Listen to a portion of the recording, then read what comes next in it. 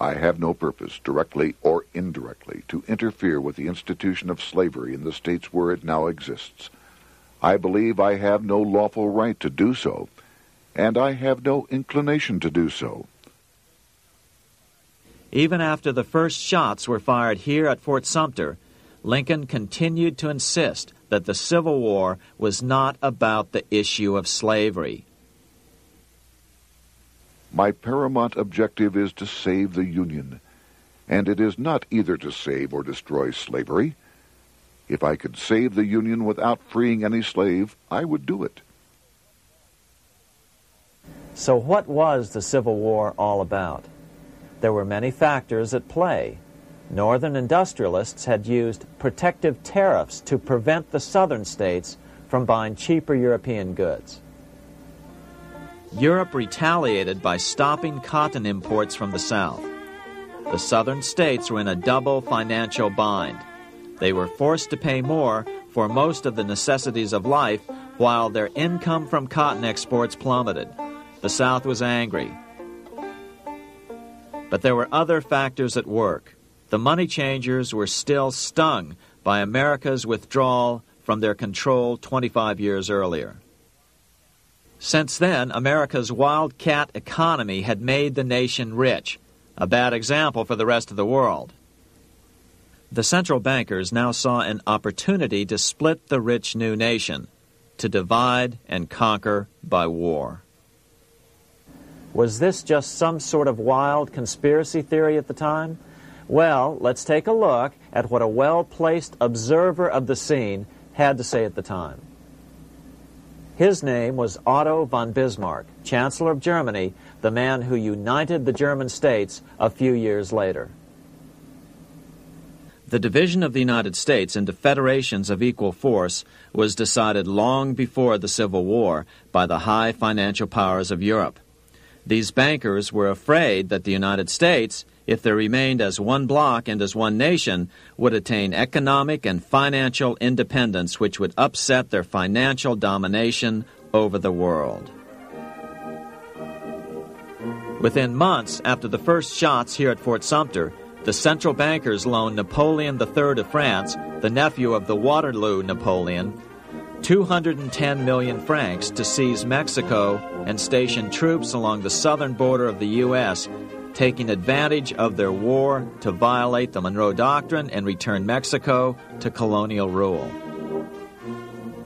No matter what the outcome of the Civil War, a weakened America, heavily indebted to the money changers, would open up Central and South America once again to European colonization and domination. The very thing America's Monroe Doctrine had forbade in 1823. At the same time, Great Britain moved 11,000 troops into Canada and positioned them menacingly along America's northern border. The British fleet went to war alert should their quick intervention be called for. Lincoln knew he was in a double bind. That's why he agonized over the fate of the Union. There was a lot more to it than just differences between the North and the South. That's why his emphasis was always on union and not merely the defeat of the South. But Lincoln needed money to win. In 1861, Lincoln and his Secretary of Treasury, Salmon P. Chase, went to New York to apply for the necessary loans. The money changers, anxious to see the Union fail, offered loans at 24 to 36% interest. Lincoln said thanks, but no thanks, and returned to Washington. Lincoln sent for an old friend, Colonel Dick Taylor of Chicago, and put him on the problem of financing the war. During one meeting, Lincoln asked Taylor what he'd discovered. Taylor put it this way. "Why, Lincoln, that is easy. Just get Congress to pass a bill authorizing the printing of full legal tender treasury notes, and pay your soldiers with them, and go ahead and win your war with them also." When Lincoln asked if the people of the United States would accept the notes, Taylor said, "The people, or anyone else, will not have any choice in the matter if you make them full legal tender. They will have the full sanction of the government and be just as good as any money, as Congress is given that express right by the Constitution. So that's exactly what Lincoln did. In 1862-63, he printed up $450 million worth of the new bills. In order to distinguish them from other banknotes in circulation, he printed them in green ink on the back side. That's why the notes were called greenbacks. With this new money, Lincoln paid the troops and bought their supplies. During the course of the war, nearly $450 million worth of greenbacks were printed at no interest to the federal government. Lincoln understood who was really pulling the strings and what was at stake for the American people. This is how he explained his rationale. The government should create, issue, and circulate all the currency and credit needed to satisfy the spending power of the government and the buying power of consumers.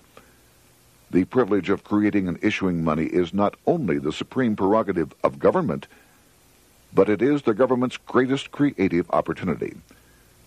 By the adoption of these principles, the taxpayers will be saved immense sums of interest. Money will cease to be master and become the servant of humanity. A truly incredible editorial in the London Times explained the central banker's attitude towards Lincoln's greenbacks. If this mischievous financial policy, which has its origins in North America, shall become indurated down to a fixture, then that government will furnish its own money without cost. It will pay off debts and be without debt. It will have all the money necessary to carry on its commerce. It will become prosperous without precedent in the history of the world. The brains and wealth of all countries will go to North America. That country must be destroyed, or it will destroy every monarchy on the globe. The scheme was effective, so effective that the next year, 1863, with Federal and Confederate troops beginning to mass for the decisive battle of the Civil War, and the Treasury in need of further congressional authority to issue more greenbacks, Lincoln allowed the bankers to push through the National Bank Act. These new national banks would operate under a virtual tax-free status and collectively had the exclusive monopoly power to create the new form of money, banknotes. Though greenbacks continued to circulate, their numbers were not increased. But most importantly, from this point on, the entire U.S. money supply would be created out of debt by bankers buying U.S. government bonds and issuing them for reserves for banknotes. As historian John Kenneth Galbraith explained it, in numerous years following the war, the federal government ran a heavy surplus. It could not, however, pay off its debt, retire its securities, because to do so meant there would be no bonds to back the national banknotes.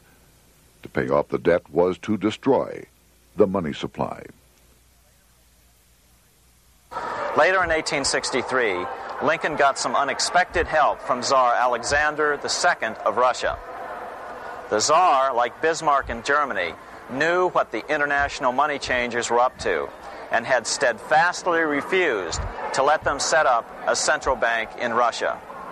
If America survived and was able to remain out of their clutches, the Tsar's position would remain secure. If the bankers were successful at dividing America and giving the pieces back to Great Britain and France, both nations under control of their central banks, eventually they would threaten Russia again. So the Tsar gave orders that if either England or France actively intervened and gave aid to the South, Russia would consider such action as a declaration of war. He did the same with part of his Pacific Fleet and sent them to port in San Francisco. Lincoln was reelected the next year, 1864. Had he lived, he would surely have killed the national bank's money monopoly extracted from him during the war. On November 21, 1864, he wrote a friend the following: The money power preys upon the nation in times of peace and conspires against it in times of adversity. It is more despotic than monarchy, more insolent than autocracy, more selfish than bureaucracy. Shortly before Lincoln was murdered, His former Secretary of Treasury, Salmon P. Chase, bemoaned his role in helping secure the passage of the National Banking Act only 1 year earlier. My agency in promoting the passage of the National Banking Act was the greatest financial mistake in my life. It has built up a monopoly which affects every interest in the country. On April 14, 1865, 41 days after his second inauguration and just 5 days after Lee surrendered to Grant at Appomattox, Lincoln was shot by John Wilkes Booth at Ford's Theater. Bismarck, Chancellor of Germany, lamented the death of Abraham Lincoln. The death of Lincoln was a disaster for Christendom. There was no man in the United States great enough to wear his boots. I fear that foreign bankers, with their craftiness and tortuous tricks, will entirely corrupt the exuberant riches of America and use it systematically to corrupt modern civilization. They will not hesitate to plunge the whole of Christendom into wars and chaos in order that the earth should become their inheritance. Bismarck well understood the money changers' plan. Allegations that international bankers were responsible for Lincoln's assassination surfaced in Canada 70 years later in 1934. Gerald G. McGeer, a popular and well-respected Canadian attorney, revealed this stunning charge in a 5-hour speech before the Canadian House of Commons, blasting Canada's debt-based money system. Remember, it was 1934, the height of the Great Depression, which was ravaging Canada as well. McGeer had obtained evidence deleted from the public record, provided to him by Secret Service agents at the trial of John Wilkes Booth after Booth's death. McGeer said it showed that Booth was a mercenary working for the international bankers. According to an article in the Vancouver Sun of May 2nd, 1934, Abraham Lincoln, the martyred emancipator of the slaves, was assassinated through the machinations of a group representative of the international bankers who feared the United States president's national credit ambitions. There was only one group in the world at that time who had any reason to desire the death of Lincoln. They were the men opposed to his national currency program and who had fought him throughout the whole Civil War on his policy of greenback currency. Interestingly, McGeer claimed that Lincoln was assassinated not only because international bankers wanted to reestablish a central bank in America, but because they also wanted to base America's currency on gold. Gold they controlled. In other words, put America on a gold standard. Lincoln had done just the opposite by issuing U.S. notes, greenbacks, which were based purely on the good faith and credit of the United States. The article quoted McGeer as saying, "They were the men interested in the establishment of the gold standard and the right of the bankers to manage the currency and credit of every nation in the world. With Lincoln out of the way, they were able to proceed with that plan and did proceed with it in the United States. Within 8 years after Lincoln's assassination, silver was demonetized and the gold standard money system set up in the United States." Not since Lincoln has the U.S. issued debt-free United States notes. These red-sealed bills, which were issued in 1963, were not a new issue from President Kennedy, but merely the old greenbacks reissued year after year. In another act of folly and ignorance, the 1994 Regal Act actually authorized the replacement of Lincoln's greenbacks with debt-based notes. In other words, greenbacks were in circulation in the United States until 1994. Why was silver bad for the bankers and gold good? Simple. Because silver was plentiful in the United States. It was very hard to control. Gold was, and always has been, scarce. Throughout history, it has been relatively easy to monopolize gold, but silver has historically been 15 times more plentiful.